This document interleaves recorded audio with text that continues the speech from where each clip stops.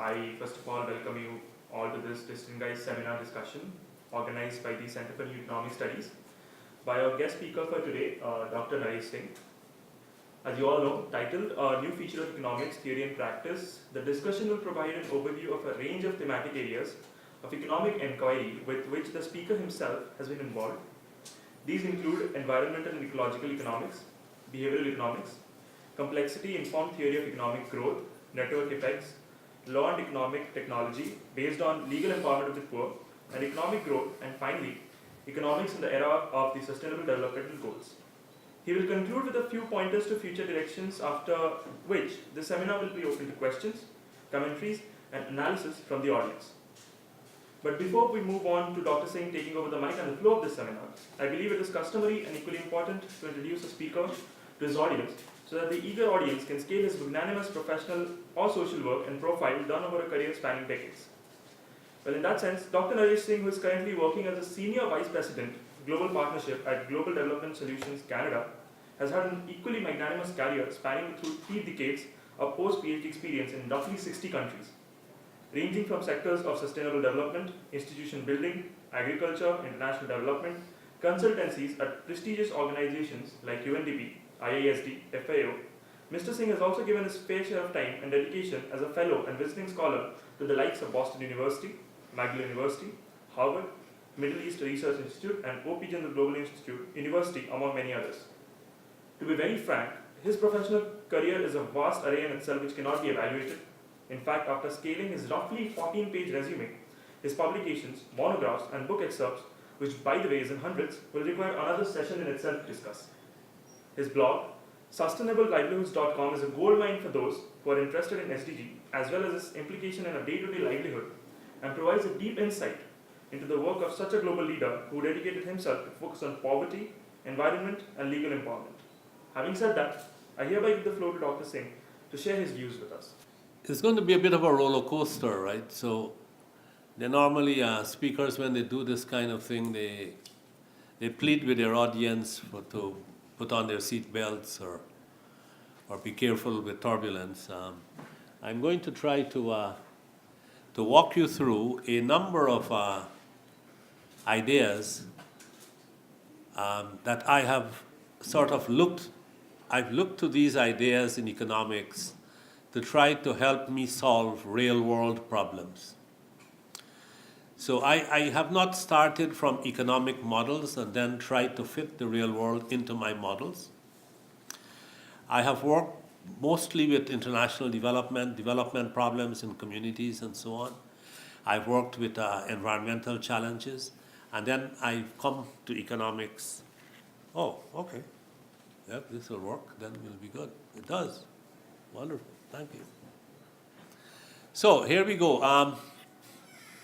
I call this my journey through diverse economic landscapes, and this is really to give you a little overview of what I'll talk about. I started my professional life in environment. My PhD degree is in the field of the environment. It was a transdisciplinary degree. And my first paper in the literature on economics, it was on economics and the economic process and entropy. And I'll talk a little bit about that. And I will talk about the loss of vision in economics and in social sciences, which has occurred before and seems to be happening again. And I will go through a series of economic concepts, such as ecological economics, complexity theory, human development economics. I had the great honor and privilege of being mentored by Amartya Sen and worked with people like Sudhir Anand, who Sudhir at Oxford helped develop the Human Development Index with Mahbubul Haq and Amartya Sen. And then I had, again, the distinct honor of being the executive director of the Commission on Legal Empowerment of the Poor, which was a very high-level commission in the UN. I'm going to look at all of those and share with you the economic ideas that have been helpful to me as I try to make sense. Let me start with this book by Hellbrunner and Milberg, 1995, Robert Hillbrunner, economists will know that name, especially people who have done the history of economic thought. He wrote this book, The Crisis of Vision in Modern Economic Thought, and that's a very interesting book to read. If you haven't read it yet and you're interested in that kind of thing, do pick it up. And one of the things he says is that a deep and widespread crisis affects modern economic theory, a crisis that derives from the absence of a vision. And then he defines what the vision is. And even then, in 1995, it was quite clear that what had happened to economics was it had become disembodied. By that he meant it had become almost pure mathematics and had little relevance to practical real-world problems. In other words, the days, and the language is great. I love the language. Like when he says, at its peak, the high theorizing of the present period has attained an unreality matched only by medieval scholasticism. And then he looks at what had happened in the past when you had the old economists, the physiocrats like Smith, Ricardo, Marx, and so on.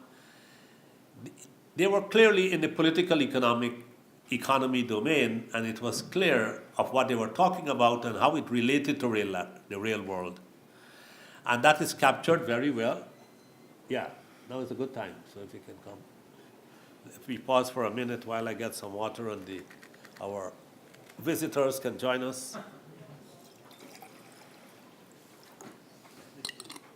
Visitors in the margin. Yeah, well, we're going to talk about increasing returns, not only diminishing.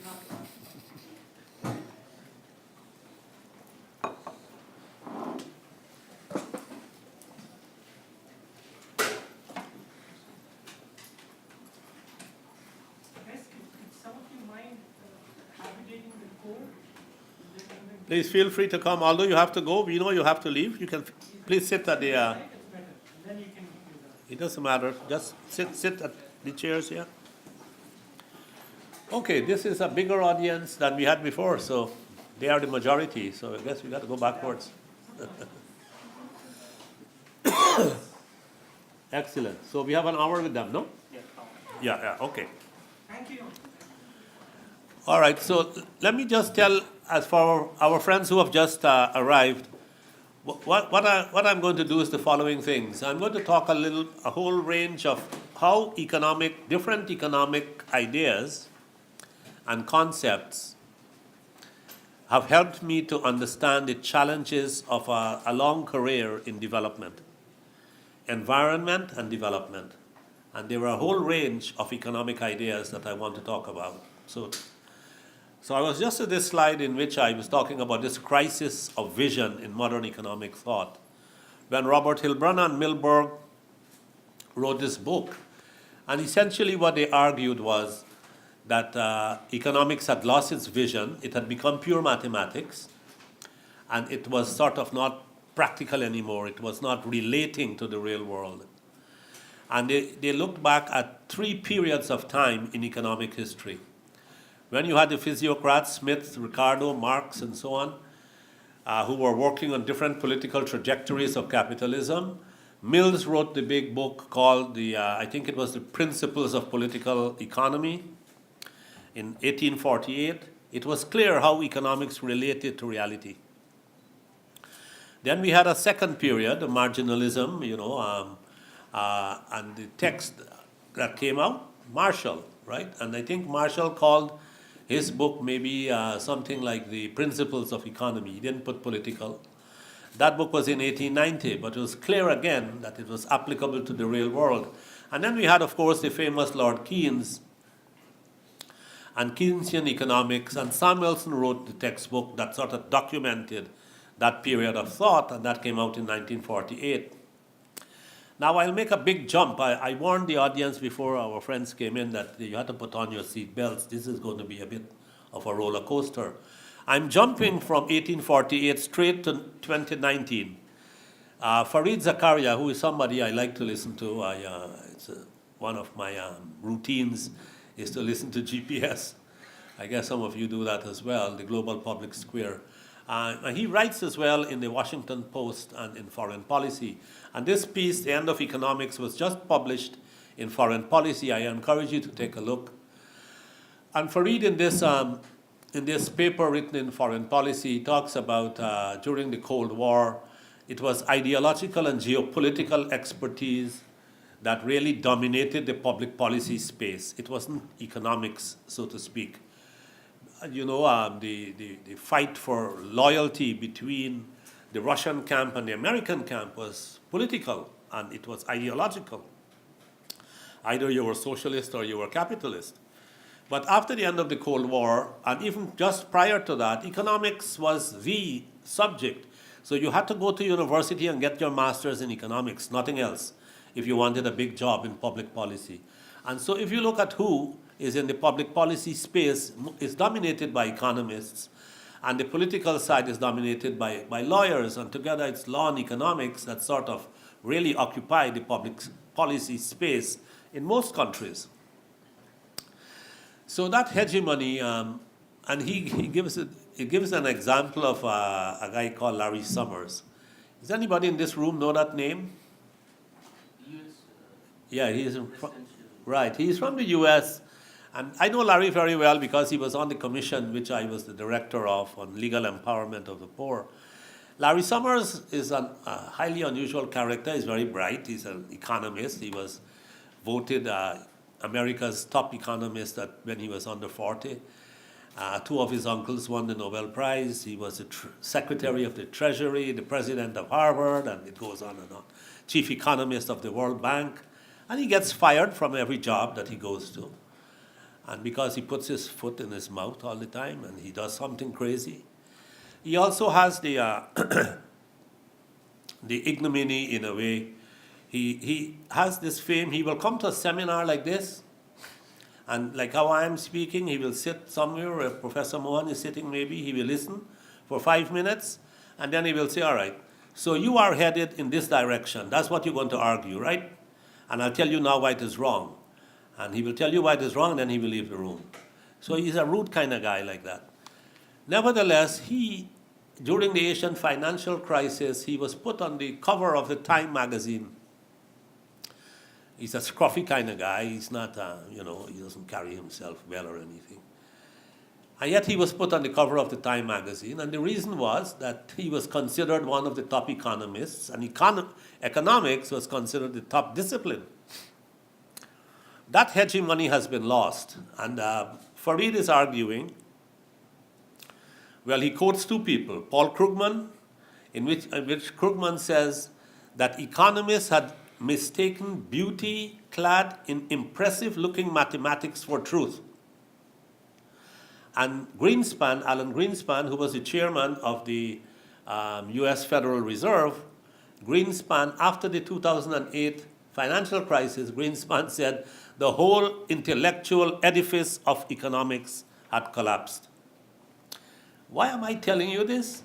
1995, Robert Hilbrunner had said exactly the same thing. 2019, Krugman, Nobel Prize winner, Greenspan, chairman of the Federal Reserve, concludes the same thing. And apparently it is based, all of this confusion that we have had is because economics makes, and I know I'm talking to a lot of economists or students of economics here, and feel free to critique all that I'm saying afterwards. We make the assumptions that people tend to maximize their income, that human beings are rational actors, and that market systems work well. Apparently this is not really true. Not only that it is far from an approximation, it turns out to be actually unhelpful. Other economists will argue.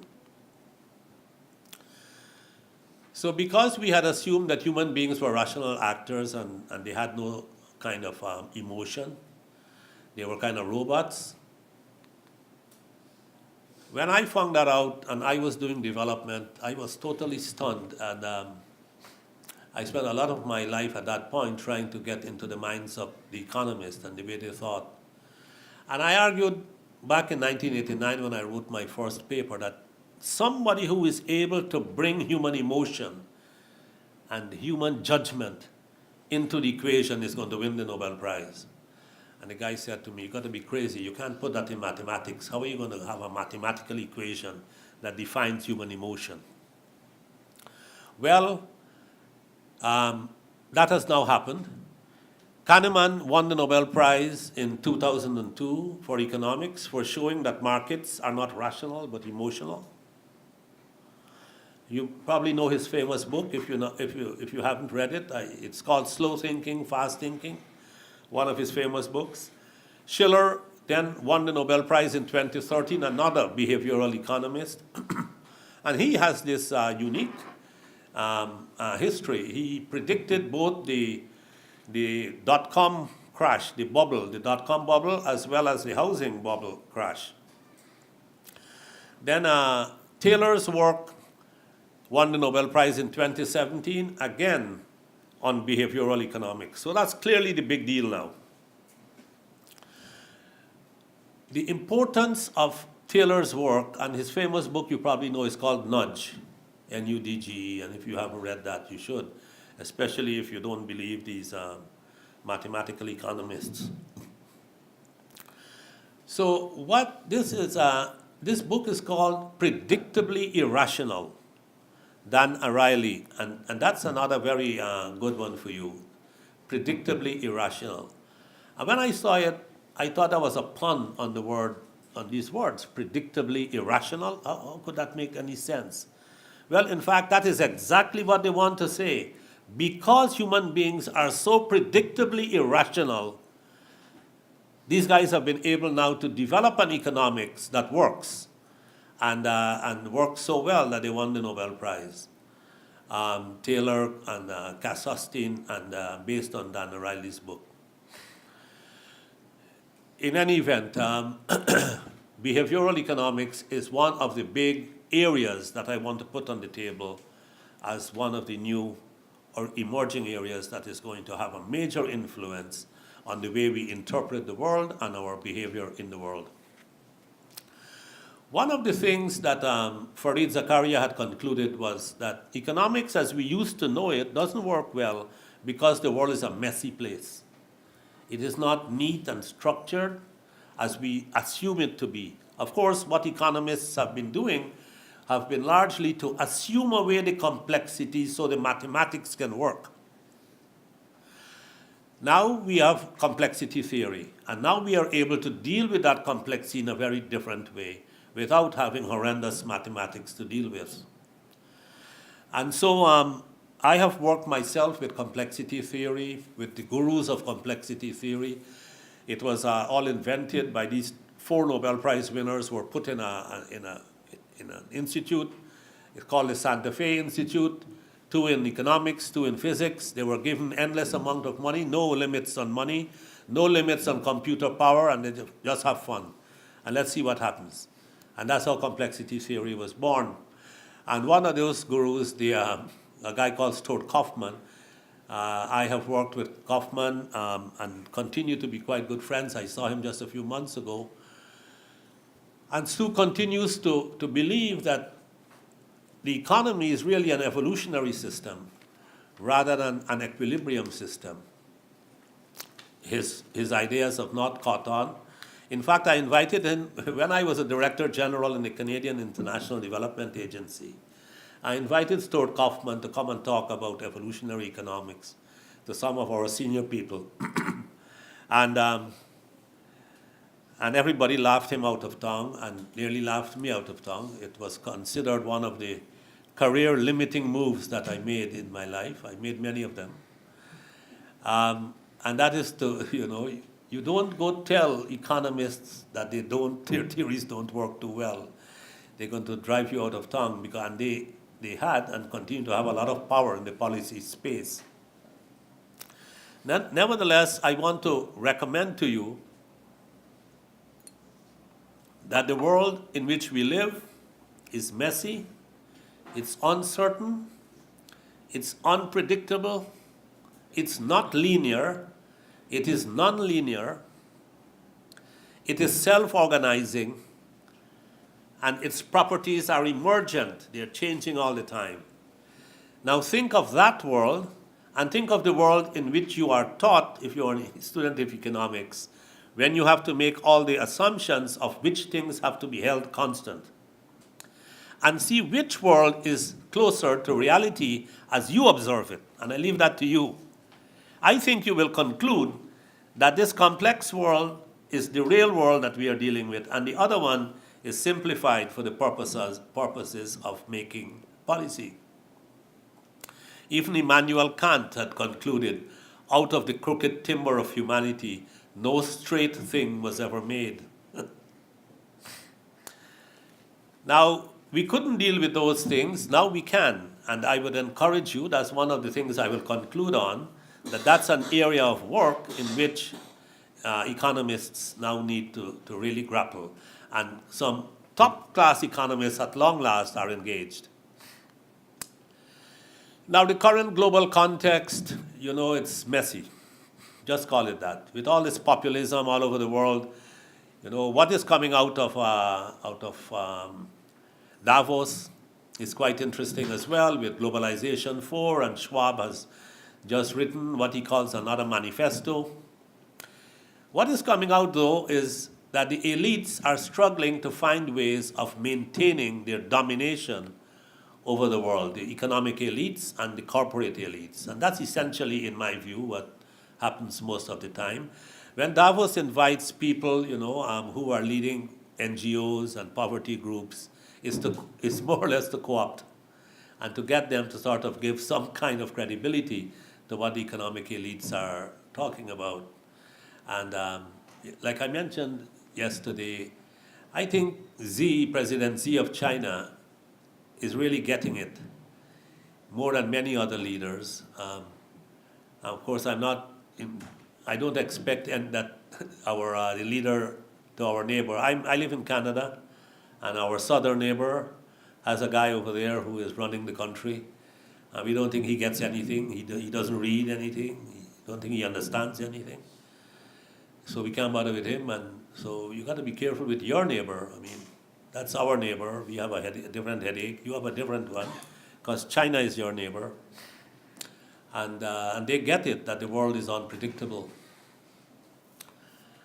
So some of the work that Kaufman, these guys in complexity theory are talking about, in fact, they got published, believe it or not, and the Journal of Institutional Economics published one of their papers in 2015. And this whole physics envy and general equilibria, assuming the world is predictable, all of that. I will just make one quick conclusion on this slide and move on. Their conclusion is that there are no entailing laws that govern economic dynamics. That's essentially what they have concluded. And that the laws that you try to force fit the economic system to make it work, in fact, have to make so many assumptions that what you end up producing has little to do with the real world in which we live. And they then had to defend that position, because essentially they're saying, it's a negative result. They're not coming up with a framework or a set of principles that are helpful. They're just saying, in a way, that you can't have any guiding laws that deal with economic dynamics. But then they go on to show how negative results are helpful. I thought I'd mention that since this is an academic setting. And they cite Poincaré's theorem, Gödel's theory of incompleteness or something like that, Heisenberg's uncertainty principle, and so on, that even when you come to negative results, Heisenberg, which I know better than the other two, Heisenberg's work has essentially said you can determine both the speed and the momentum of an electron at the same time. You couldn't know its position and its momentum at the same time, and Einstein didn't like it. There are many variables like that. Is it correct? Many. So we don't have to waste more time. I think that's the point you're making. We can move on. Now, network effects.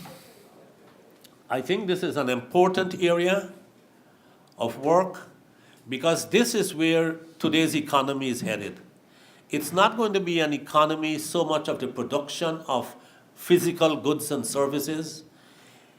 If you take Uber, or Facebook. Some of the biggest corporations in the world don't produce any goods. They're platforms, just platforms. They're essentially apps. And a lot of big economics are going to happen there, and it's going to happen here as well. And so the network effects, where one user's behavior influences the other user's behavior. And the more users you get, the bigger the company grows, not by more production of goods and services, but by network effects is going to be a big one. And this guy, Evan Sadler, who I don't know, but who has a nice set of slides. You know, MIT puts a lot of their stuff publicly on the web.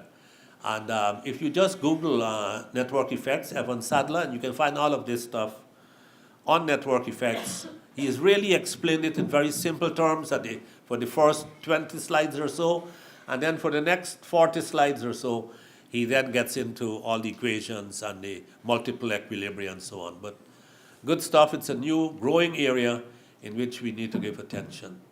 Now, I've worked with Ricardo Hausmann and Cesar Hidalgo. I invited them along with our friend Stuart Kaufman to come to Santa Fe and let us see what is missing in economic growth theory. We were trying to get Paul Romer to join us, who couldn't come, nor could Brian Arthur. These guys are well known. Paul Romer, I think, ended up winning the Nobel Prize recently for his contributions to growth theory. And the other one we were trying to get, Brian Arthur, in fact, is one of the lead thinkers who have written on increasing returns. Networks effects really produce increasing returns in economic growth and economic performance compared to the traditional diminishing returns theories. So essentially they are what they're talking about in this thing called product space complexity is countries that grow bananas and build their economies on bananas are more likely to grow some other fruit rather than to produce engines. And they have mapped the world's economies and are able now quite conclusively to explain why you get growth of what kind in different countries and in different locations within those countries. It's phenomenal. They show all these product space maps that are very helpful. And Cesar Hidalgo has now gone on to a position that I myself had taken when I wrote my first paper on entropy and economic process, to show how information is connected to growth. And he has written a book, a recent book on the evolution of information, Cesar Hidalgo, and that's the last book that I cite there. Robert Wright has concluded that it seems that all of human civilization has always been leading to greater complexity and non-zero-sum interactions. And I'm going to come back to talk about how to make power a positive sum game, which I believe is at the heart of public policy challenges that we get wrong. Non-zero sums can, of course, be negative sums or positive sums, and the challenge for us is how to make them positive sums. Let me just mention something about environmental and ecological economics. That's where I started. As I mentioned, my early work was on environment.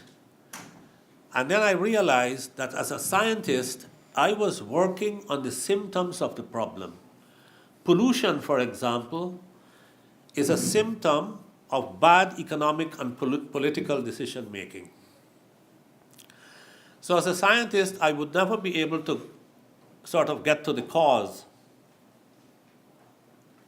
I would have to continue to work on the symptoms.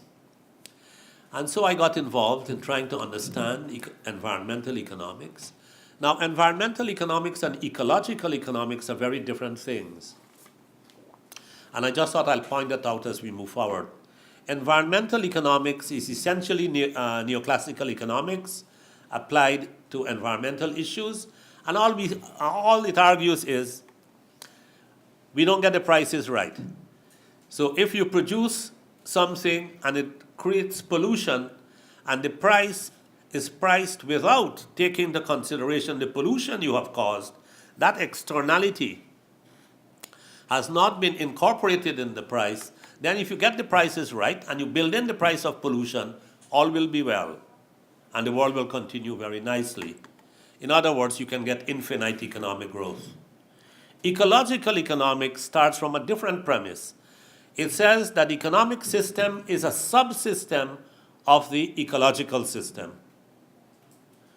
And therefore, anything that is smaller, that which is bigger cannot be integrated into that which is smaller. And you cannot integrate all these externalities by prices, because you will never be able to account for ecological services such as biodiversity, such as purification of air, and so on and so on.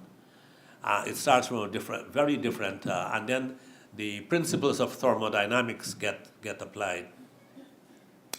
And especially the second law, which is relevant. And that's where I had started my own work. But never mind what those two theoretical concepts are. The big one these days that you need to be aware of is climate change economics. This is really important, and those of you who will go on to do PhDs in economics, I think this is going to remain important for another 15, 20 years or so. And two points on this slide. One is that in order to curb climate change, the economics of the world will have to be changed, and that's hugely difficult. I started in climate change in 1990 at the Second World Climate Conference. Some of you were not born yet, I guess. And that led to the negotiation for the Climate Change Convention in 1992. And it's been continuing ever since, and now we have the Paris Agreement, and we have the meeting that took place recently in Poland, I believe. And things are going forward. So things are happening. But because all our economies are so stuck on fossil fuels, any attempt to place a carbon tax, for example, is extremely controversial. We are going through it right now. We have a prime minister in Canada who really believes that we should protect the environment, and he's trying to put a carbon tax. He gets a revolution from the provinces. Even though the carbon tax money goes back to the provinces, yet they are revolting because they are saying then, but then we can't compete with American firms who are not too keen on environmental controls. So both within countries, among states, and in federal systems like in India, you might have that challenge, but also the competition between states makes it very difficult. Now that's one side of the climate change economics. That is how to prevent pollution or the climate from changing drastically. The other side of climate change economics is starting to kick in, and that is the impact of climate change on economics. And that's where we get things like carbon bubble. What's the carbon bubble? Those companies that are based, their stock prices are based on fossil fuels and on the assumption that the world will continue to burn fossil fuels until they're all finished. Well, as the world is changing because of climate change negotiations and the protocols and so on, it's becoming more and more likely that that is not going to happen, that a lot of the carbon fuel is going to remain where it is in the earth. David Carney, who is now the chairman, what they call them now, the governor of the Bank of England, he was the governor of the Bank of Canada. He did such a good job in Canada, I think I can put a plug, that when the Brits couldn't run their own bank, they asked him to come help them, and he's been doing a good job over there as well. He has written a paper recently, a chairman of the Financial Stability Board of the banks, coming to the same conclusion. A lot of the share prices, the stock prices of these corporations are in fact in this bubble because they are assuming they will continue to burn carbon forever. They have estimated that that stock market valuation is going to drop by $4 trillion US. So if you're investing, be careful if you're investing in carbon-based stocks. You might lose some money. But not only that, stranded assets is now a big deal. What are we talking about? We are talking about a similar issue, but now more broadly speaking about all businesses that will be affected as the climate changes. A common one that I normally use since I come from the Caribbean is building a hotel. So an investor wants to build a big hotel on the beach for beach tourism, but does not take into account that the sea levels might rise. So you invest in that hotel, it costs $100 million, but 10 years from now, because the sea levels are rising due to climate change, the water is creeping up, it's going to wash away the hotel in another 15 or 20 years. That's a stranded asset. That money is going to be lost. And a whole range of other assets are now being impacted. So climate change is working both ways. It's fascinating economics and good for PhDs and masters, long papers, or whatever you write, theses. The world is moving to a circular economy. Now, this circular economy is not the same as the cradle-to-grave approach that we used to have, where you do product management from the full value chain management. It's different in that the vision here is to sell a service rather than to sell a product. You know, when you buy an iPhone, I don't know what phones you guys like here, maybe it's the same iPhone or whatever phone. Something is apparently built in that phone that will make it not be good after 6 or 7 years, or not as good as something else that will come up. And we generate a huge amount of electronic waste. Not only that, you got to go keep buying new ones all the time. When the focus is on the service, that is to say communication, it's a totally different picture. And that's the focus of the circular economy. In this paper I had written, and it's published as a chapter in a book on Caribbean ecology and economics, on economics and the entropy process, it essentially argued that when we build any product, what we are doing when we produce a product, we are putting into the process matter, energy, and information. We get out at the other end a desired product, some waste as matter and energy, and some of the information is lost in the form of entropy. Some of the energy is also lost as entropy. That entropy is energy that can never be used again. We can't recapture it. And that is why we cannot have infinite economic growth. Just a few other little things, and then we will open up for discussion. I read a book, and some of you in economics might have read a book by E.F. Schumacher. Small is Beautiful. I read that book too. And then I started to work in a field called sustainable livelihoods. So a lot of my career has been spent on working on livelihoods. And in livelihoods, they tell you that small and micro enterprise are the engines of growth. Small and medium businesses generate jobs, and so on and so on. So I did a survey to look at micro enterprises and how they were providing livelihoods or not. And in fact, one of the guys who has written more books than anybody else on small and medium businesses, I don't recall his name, he was at Cranfield, he asked me whether I will write a book with him called Small is Ugly. Because the work I had just done, which surveyed small and micro enterprises in Brazil and India, this was the kind of thing I was finding. These micro enterprises were dirty. People were spray painting vehicles without any covers, any protective clothing, welding, repackaging dangerous chemicals, sharpening, making scissors. I saw guys in old Delhi refilling disposable lighters, open naked flames near to gas bottles, all kinds of occupational health hazards, little lighting, poor ventilation, dust everywhere, child labor, less than minimum wage, and so it goes on and on and on. I don't know whether that sounds like Small is Beautiful. It didn't to me, so I call it Small is Ugly. But that led us to do work on sustainable livelihoods, which seeks to make livelihoods of poor people in a different way. And in this, you start with what they have, you start with their assets, not with their needs. Let me just say to you that I was working in UNDP at that time.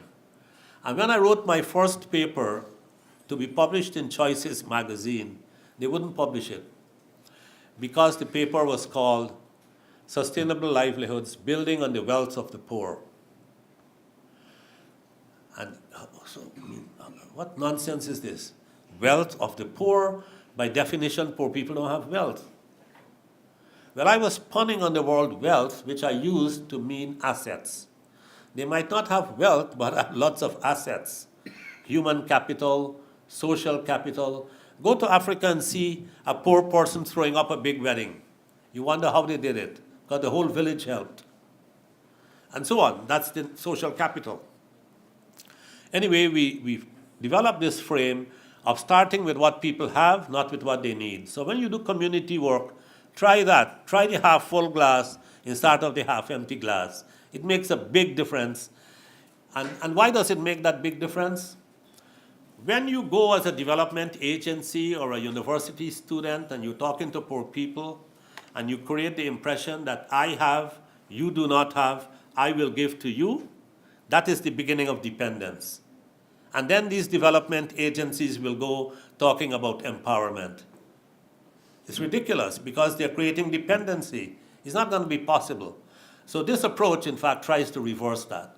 You start with what they have, what's their vision of a better life, and then you support that process.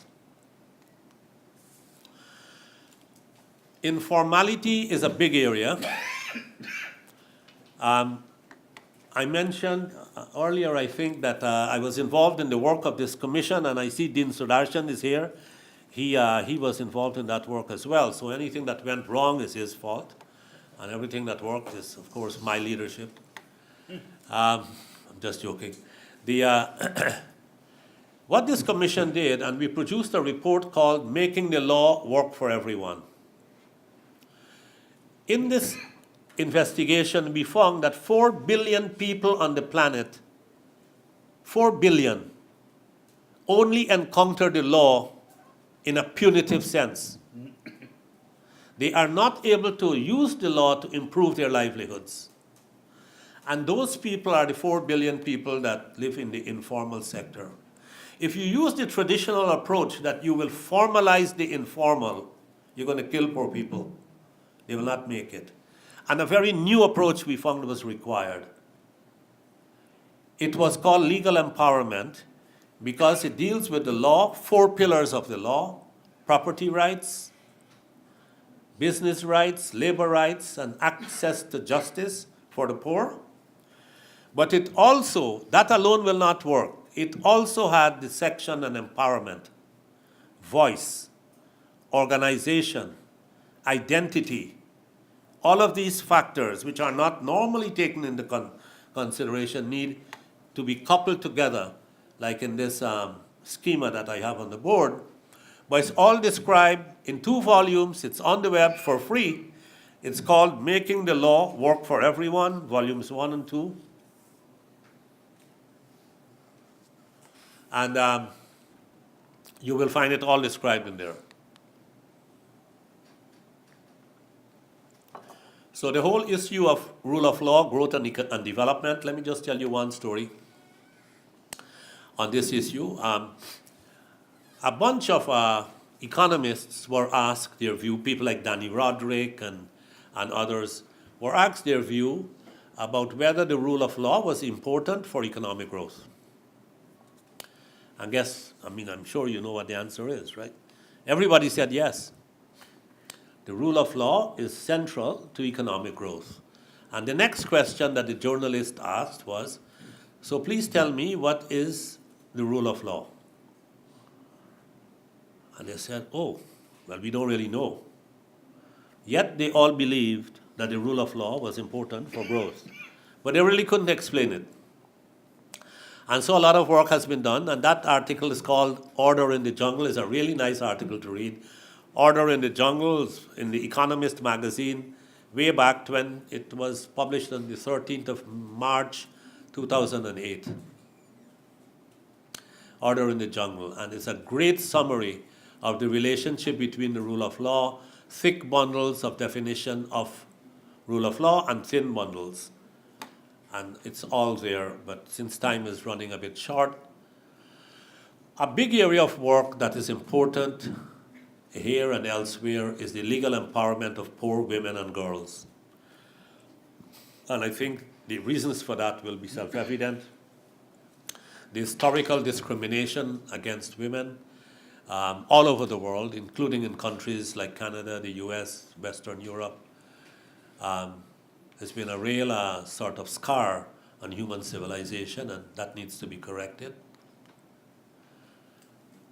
I mentioned power can be a positive-sum game, and I've written a chapter. I should mention that I published a book on legal rights of the poor in 2014. It's available on Amazon for very cheap, $3 maybe, so you can't go wrong. But I included a chapter in that book on power as a positive-sum game, because power is an issue that we tend to avoid in our conversations. Some of it comes into public policy debates, but not enough. And when you talk about economics, that was the first question I was asked when I started to teach economics in graduate school in the Caribbean. How do I take into account power differentials? And you need to bring that forward. And here is where game theory can help.